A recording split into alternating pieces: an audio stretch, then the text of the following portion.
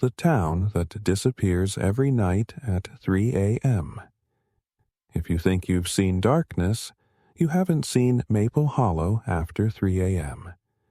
Before we begin, hit subscribe, turn on notifications, and drop a comment if you think you'd survive what you're about to hear.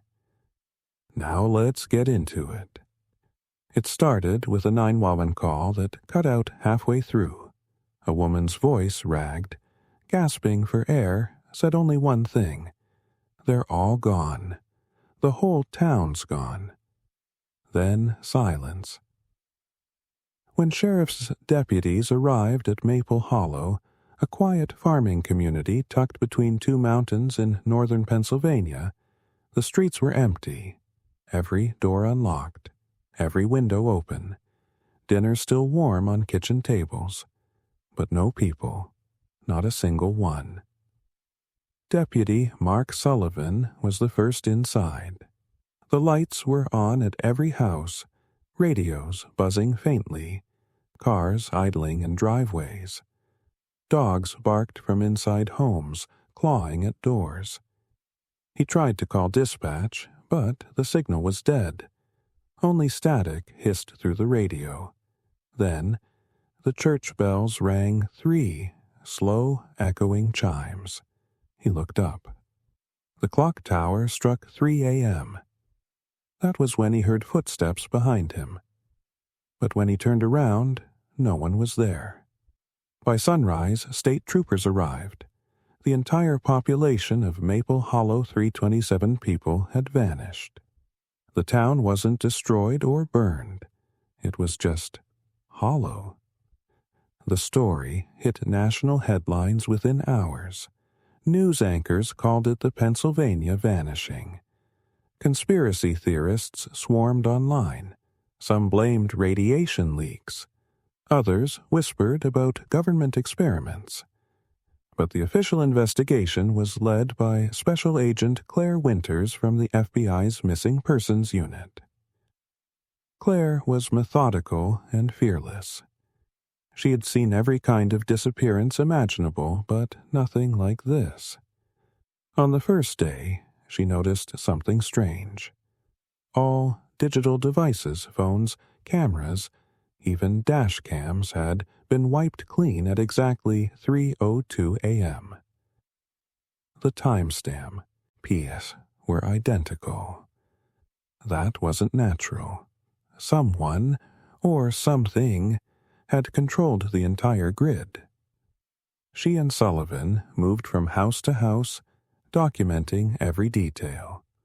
At the Maple Hollow Diner, they found half-eaten meals and overturned chairs, as if people had stood up suddenly and walked out. At the sheriff's office, the surveillance system showed the same footage on repeat footage from the day before the disappearance. The current night's data was gone. Then they reached the edge of town, a stretch of forest where the road curved into the mist. The air temperature dropped 10 degrees instantly. There, parked in the middle of the road, was an old pickup truck's engine running, headlights on. Inside, a man's wallet lay on the passenger seat. Eddie Marshall, the town's mechanic. Claire called his name, but her voice seemed swallowed by the fog. And then, faintly, she heard something. A distant humming, like power lines vibrating underground. It grew louder, pulsing in rhythm with the flicker of the truck's headlights. Sullivan stepped forward to shut off the ignition, and the headlights went black. Everything went silent. When they opened the hood, the truck's engine was gone. Every wire, every bolt cleanly removed, as if by machine precision. No tools, no footprints, just an oil stain shaped like a human handprint on the gravel.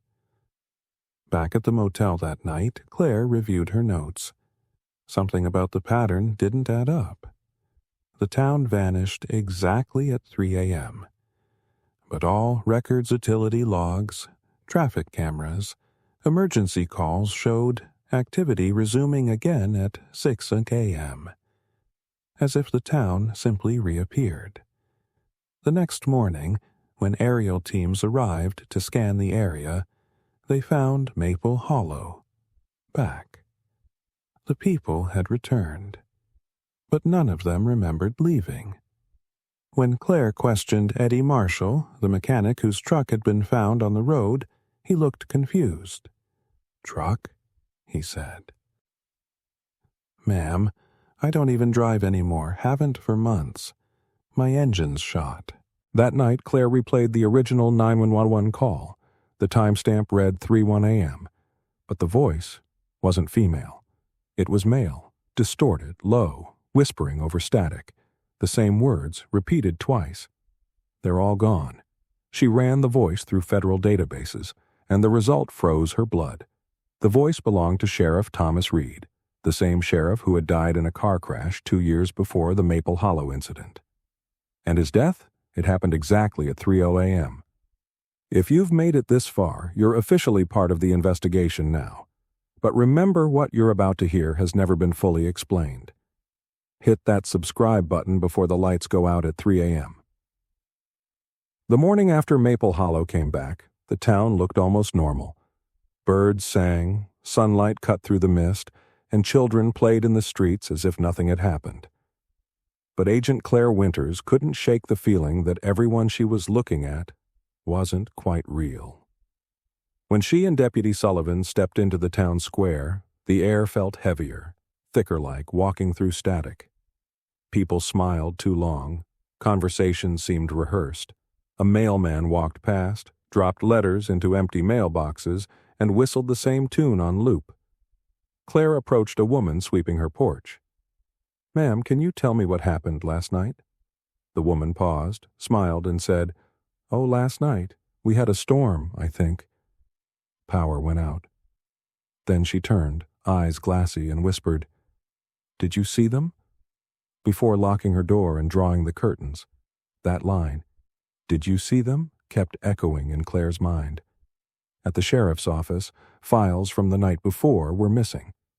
Every document from May 14th to May 16th had been replaced with blank pages. Sullivan swore he'd locked the evidence cabinet himself. Even his body cam footage showed only black screens with faint breathing sounds in the background, breathing into nothing. "Jason, record this," she shouted. But Jason wasn't responding. She turned and froze. His seat was empty. The camera beside him kept recording, lens aimed at the road, but Jason Park was gone. No struggle, no sound. Just gone. Claire panicked, grabbing the radio. "Sullivan, where are you?" No response. The static deepened, forming faint words, her name. Claire. She turned toward the source. Standing at the edge of the trees was a man in a deputy's uniform. Badge shining in the moonlight.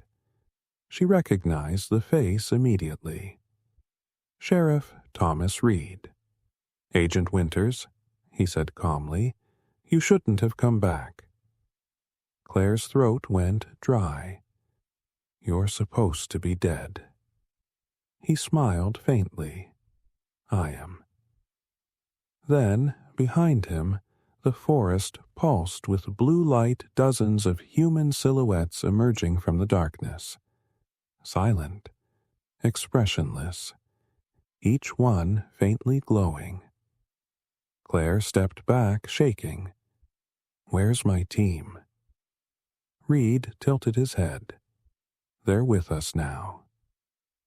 The last thing she saw before the light swallowed the street was Reed raising his hand toward her, palm slick with oil, the same black stain she'd seen on the truck, and then nothing. When Claire opened her eyes again, it was daylight. She was lying in the middle of Main Street, surrounded by people. The town was back alive, normal, perfect. But when she looked around for Sullivan or Jason, no one knew who she was talking about. Their names weren't on any record. Their hotel room didn't exist. Their vehicles were gone. Every trace of them erased. And the date on her phone? It was May 16th. 2 full days had passed. But she hadn't slept. She hadn't closed her eyes, not once. If you think the truth died with Maple Hollow, you're wrong. Some towns hide their secrets. Others bury them. But this one, it erases them. Subscribe before this video vanishes. Because what you're about to hear might not exist tomorrow, Claire Winters didn't remember how she got back to her motel. The roads were the same, but the signs had changed. Maple Hollow was now listed as State Route 219. No town. No mention of its 327 residents. The map on her phone showed nothing but forest where the community used to be. It was as if the entire town had been deleted from every database overnight. She rushed to the FBI field office in Harrisburg. But when she entered the case file room, the folder labeled Maple Hollow Incident wasn't there. Not in digital archives, not in storage.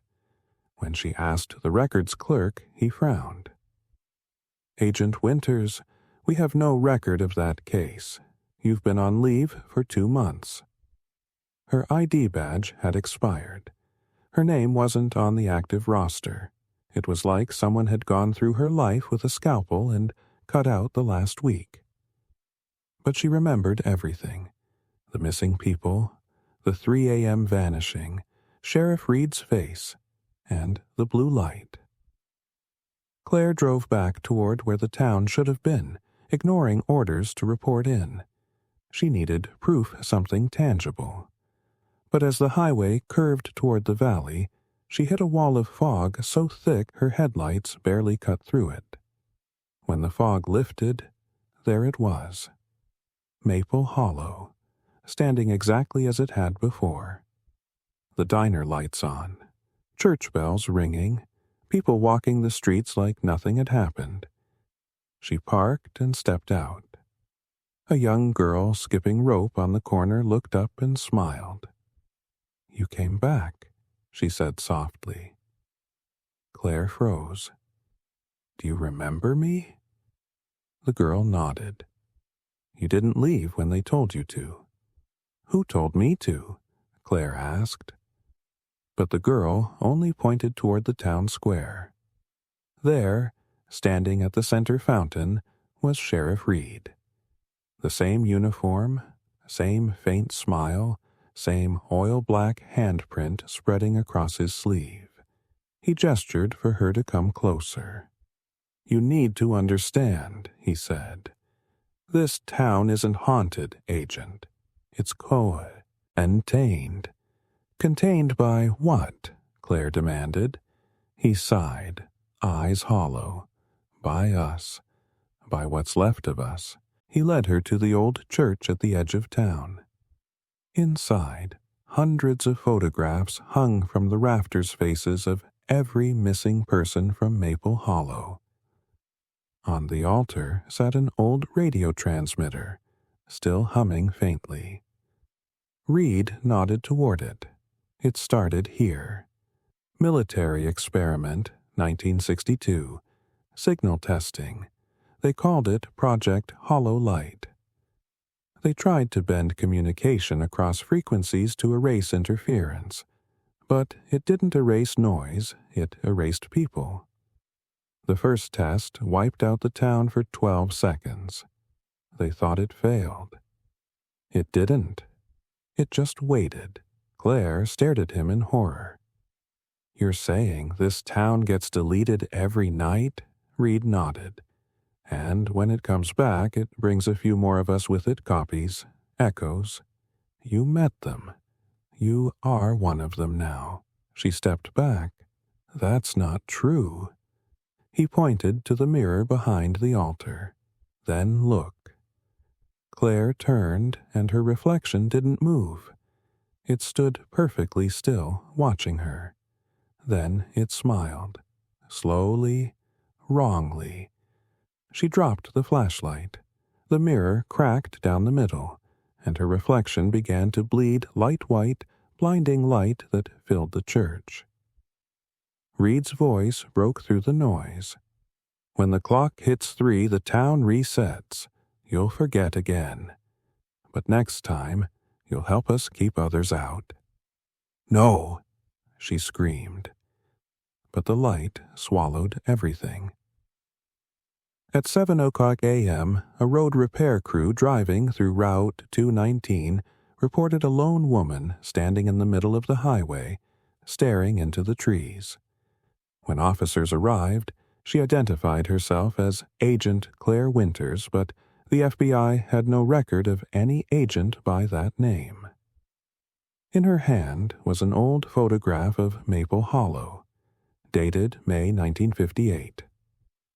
The photo showed the same streets, the same church, the same diner, nothing out of place, except for one detail. Standing in the corner of the image was a young man in uniform, smiling at the camera. His badge read, Sheriff Thomas Reed. And beside him was Claire Winters. Both of them, frozen in time, waving at the lens.